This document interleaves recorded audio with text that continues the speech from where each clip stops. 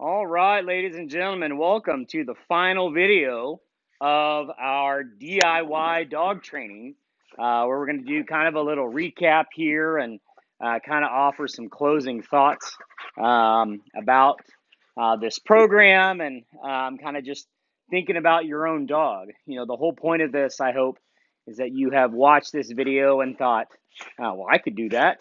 And that dog training is something that someone with a minimal amount of physical activity and a pretty small time investment over many days and months can really turn a dog into something pretty nice. So just kind of reflecting on my own experience here. I've got Aries here sitting here with me, and we've got his title ribbons, his ribbons for his hunt test, right here behind me. And it's almost exactly to the day 1 year since I started this video project. So that gives you kind of a rough timeline of what I've done here. Aries is so he's like 14, 15 months, something like that. Um, and has just really turned into a delightful dog. The ribbons are kind of what drove us. The titles are kind of what people see. But I got to tell you, the thing that I think I find the most rewarding about it is this moment right here with my dog. And that's what this is supposed to be about. Is a way for you to do it yourself, and to grow and develop with your dog, and see those traits, the skills come out in a well-bred dog, and to bond with your animal in a way that only a sportsman can bond with his hunting dog. Because that's really what this is supposed to be about. Is about having a dog that would be a real asset in the field, and proved himself in this case in the hunt test world. Um, so just keep that in mind that, even when you have bad days, because you're going to have bad days, the dog's going to, have some hiccups and have some things go wrong. There's going to be problems, there's going to be frustrations. And, if you look back on the whole process, it's easy to say, okay, we've come a long way. We really have. And with Aries, we've gone from I'm sitting in exactly the same spot as when I introduced this program. A little 3-month-old puppy, bouncing around the shop here, with no clue what he was doing, just learning how to sit. And now he's a dual titled hunting retriever, and I couldn't be more proud of him at this point. Um, in particular, I wanted to offer a little bit of advice if you're thinking about going through this program with your dog. I hope that you've watched quite a bit of this before you get started. A lot of people would watch the end and see kind of how it ends. If you do, it's good. The piece of advice I would give you is that dog training is a marathon and not a sprint. So it's very easy to get caught up looking at other hunt test dogs or looking at other gun dogs, and seeing young dogs younger than yours, performing at a high level. And it can be very frustrating when you see this dog who's young and just breezes through everything. And I can tell you that Aries kind of did some of that. In particular, the HRC tests that we got right here, he did those last fall when he was only like a 7-month-old puppy. He had barely had any of the basics. We hadn't even gone through force fetch, and he just did it. And if you watch this video and you're like, oh man, his dog just does it. Um, Sometimes it's going to go well, and sometimes it's not. And sometimes you'll see young dogs perform well, and sometimes you won't.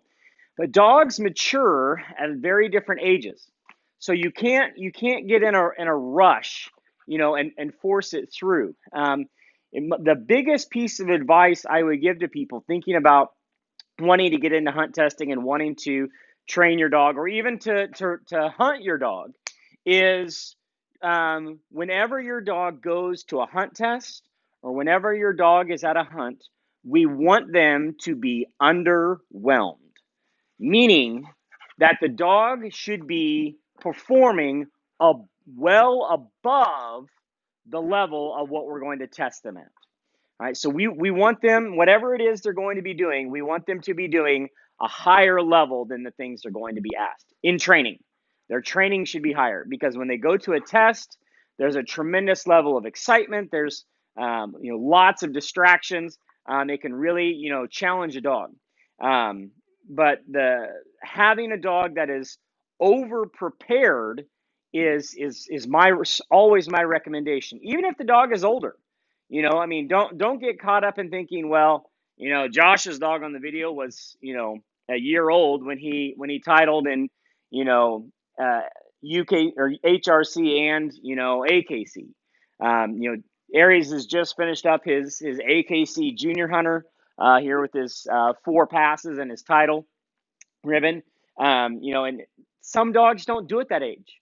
Some don't, and that's okay, because dogs mature at different levels. Some dogs are not going to do well. I personally own some dogs that did not mature at this age. It may be 18 to 24 months before your dog has really grown up and really has kind of the focus that you need to pass a test or to be an asset on a hunt. So don't get caught up in the timeline. I hope that I've made that clear. I have mentioned times throughout these videos, but it's not, this is what you should be doing at this age. This is what you should be doing at this age. It's more about this is what your dog needs to know to move on to the next level, whenever that is. I mean, sometimes, I've even done training with dogs that were 4, 5, 6 years old before they start getting into formal training. That's okay, right? It doesn't have to be a race. But I do recommend that when you take a dog on a hunt or when you take them on a hunt test, you want the dog to be over prepared for that event, whatever that is. Whether we're talking about HRC tests or AKC tests, or whether you're talking about a hunt, or whether you're talking about APLA and you're going to be pointing, whatever it is you're wanting to do, you want the dog to be over prepared. I can tell you there's tremendous sense of accomplishment when you see a dog go to a test and just crush the test. If a dog kind of limps through and barely passes the test, okay, you take the ribbon and you go home and you say, okay, well, that was good. I'm glad we got it.